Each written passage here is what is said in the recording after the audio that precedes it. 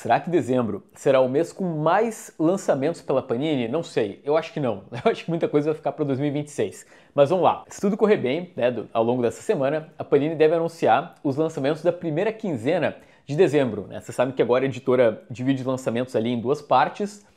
E qual é o problema? Vocês têm noção que tem um caminhão de quadrinhos que a Panini ou anunciou ou acabaram vazando, tem coleções, tem quadrinhos que invariavelmente ela tem que lançar em algum momento e agora só tem dezembro. Nesse vídeo eu vou me concentrar em quatro fontes de informação. A primeira delas é quadrinhos que a Panini anunciou na CCXP do ano passado e ainda não foram lançados. Quadrinhos que a Panini lançou, eles divulgaram naqueles spoilers, vocês lembram? Acho que foi ali em abril, mais ou menos, desse ano, a editora soltou spoilers da Marvel e da DC, e boa parte desses gibis, né, também não saíram até então. Teve também aqueles vazamentos da Panini nos checklists das mensais da DC, tinha pelo menos ali uns 2 quadrinhos que a editora nem tinha anunciado ainda, e estavam previstos para, eu acho que era coisa de julho, talvez. E para terminar tem o Vem Aí, que são quadrinhos que a Panini deve lançar em algum momento e aí vocês vão entender quando eu falar sobre eles. Antes de continuar, momento jabazístico aqui do vídeo. Gente, logo aqui embaixo tem os grupos de WhatsApp e Telegram, onde todas as novidades da Panini são divulgadas em tempo real, tá? A editora anuncia, também às vezes eu coloco informação exclusiva, notícia, cupom, tem a mega oferta da Amazon chegando, então esse é um bom momento. Entra nos grupos aqui, fica 2 dias, você vai ver que são grupos muito legais. Vamos começar com algo que praticamente todo dia eu recebo mensagem da galera perguntando: Vini, quando que a Panini vai publicar a coleção Marvel Ultimate? E a fonte dessa informação é justamente a CCXP do ano passado. Vocês sabem que a Panini, ela prometeu uma coleção naqueles moldes dos 952. Sabe aquela coleção que eles têm? Tem uma numeração contínua da própria coleção, mas ao mesmo tempo tem a numeração dos personagens, né? Então, sei lá, o volume 1, vamos supor, vai ser o Homem-Aranha Ultimate, aí o volume 2 vai pro quarteto, o volume 3 volta pro Homem-Aranha, e assim vai indo. Do mesmo jeito que a Panini publica aquela coleção clássica Marvel, ou coleção histórica Marvel. Sempre confundo. Gente, a expectativa é muito alta. Eu tive uma fase que eu era fissurado do universo Ultimate, até hoje, às vezes, quando... não até hoje porque não tem mais, né? Mas quando saía alguma coisa mais contemporânea do universo Ultimate, eu ia lá e lia. Lembrando que esse não é o universo Ultimate atual de 2024, é o universo Ultimate dos anos 2000 da Marvel, que tem Supremos, tem esse Homem-Aranha do Brian Bendis, que é muito legal. Detalhe, como eu falei, né, gente, o anúncio foi feito na CCXP do ano passado. E agora tá para chegar a CCXP. Vocês sabem que dezembro é o mês lá do maior evento de quadrinhos do Brasil, né? Tá todo mundo olhando para o que acontece na CCXP. Aguardem aí uma cobertura bem legal aqui no Dois Quadrinhos. Então faria sentido a Panini reservar alguns desses títulos para lançar no evento. E aí talvez começar uma coleção Ultimate, toda a questão nostálgica da galera, eu acho que faz sentido, tá? Então eu apostaria que esse é um lançamento da Panini ali para dezembro. Fora isso, gente, naquela lista de spoilers da Panini tem muita coisa que não saiu. Tem, por exemplo, o Wolverine do Jonathan Hickman com Greg Capullo, minissériezinha em 4 partes. Eu li só a primeira edição e eu não continuei porque falaram tão mal que eu fiquei meio triste, assim. Eu tô adiando o momento que eu vou ler essa minissérie. Mas é o Greg Capullo voltando pra Marvel, é o Jonathan Hickman, mas parece que não é muito legal.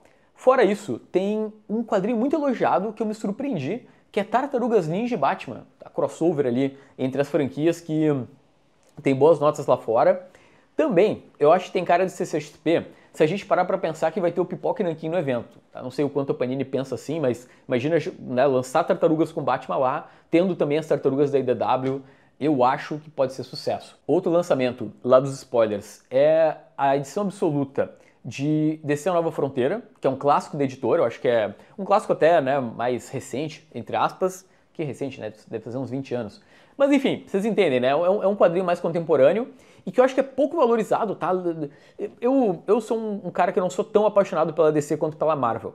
Eu parei para ler A Nova Fronteira e eu achei maravilhoso, tá? E agora vai ser uma edição absoluta, tá? Justíssimo, acho que é um quadrinho que merece uma versão avantajada. Fora isso, tem o ônibus do Homem Animal, do Jeff Lemire, quadrinho ali dos 952, né, ali de 2011. Você sabe que nessa época, basicamente a DC pegou o selo Vértigo eu não lembro se... Acho que eles chegaram a encerrar o selo Vertigo, ou praticamente encerraram, mas eles trouxeram os personagens desse universo mais adulto pro universo regular. E na época, eu lembro que todo mundo ficou meio tipo, what? Como assim? A DC vai trazer um Homem-Animal, personagem de histórias mais, né, sei lá, mais pesadas, pro universo de heróizinho? Gente, o resultado foi muito, muito bom.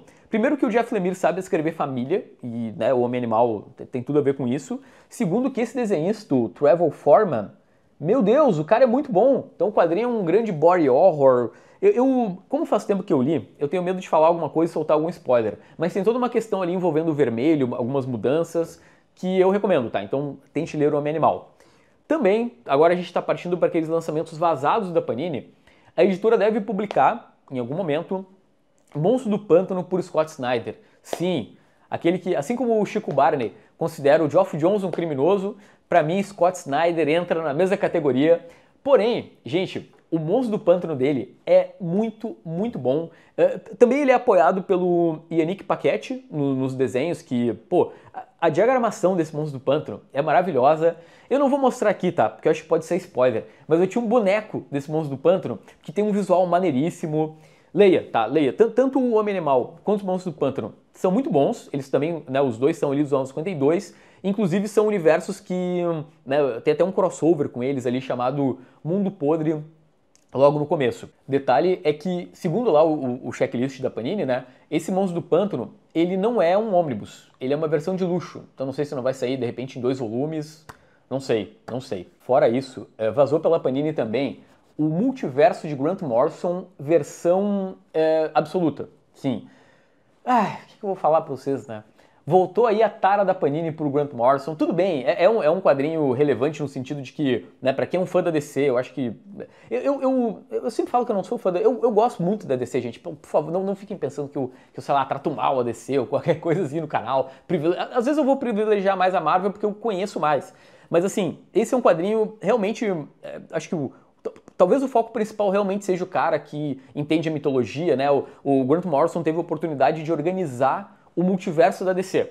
Aí veio o Snyder e cagou tudo, mas tudo bem, né? Tava ali bonitinho, organizado por Grant Morrison. Tá, peraí.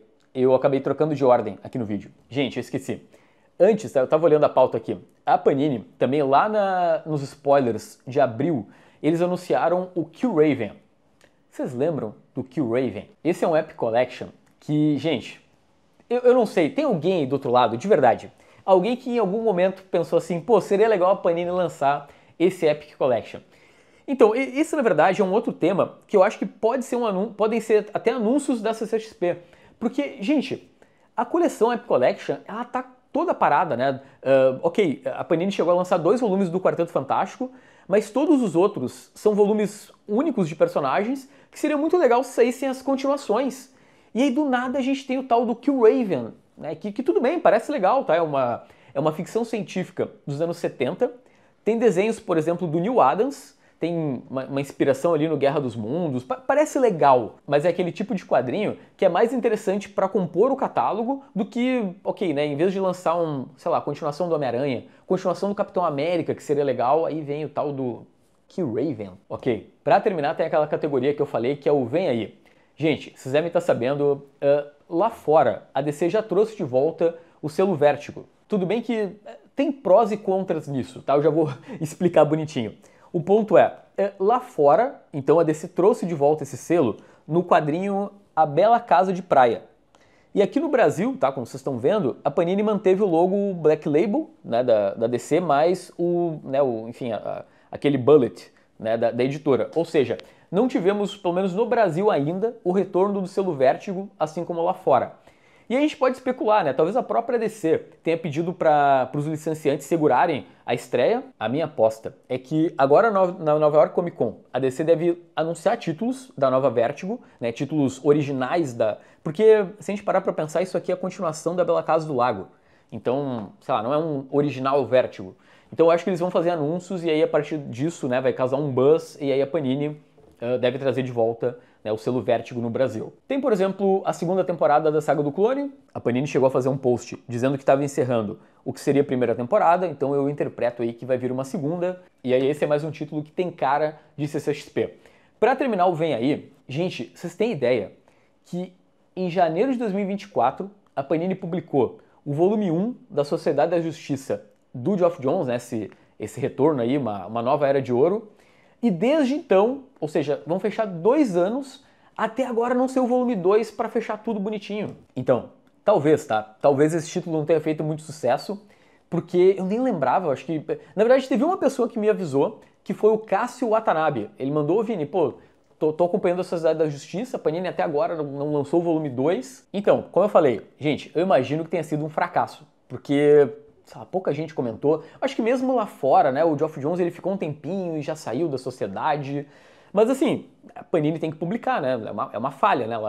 Acho que dificilmente hoje em dia a Panini encerra coleções pela metade. Então a gente aguarda aí um volume 2 da Sociedade da Justiça. Pois então, gente, esse que vocês acabaram de ver é um vislumbre do futuro da Panini. Lembra de apertar no botão do like, entrar nos grupos e tudo que tu pode fazer, tem links aqui embaixo.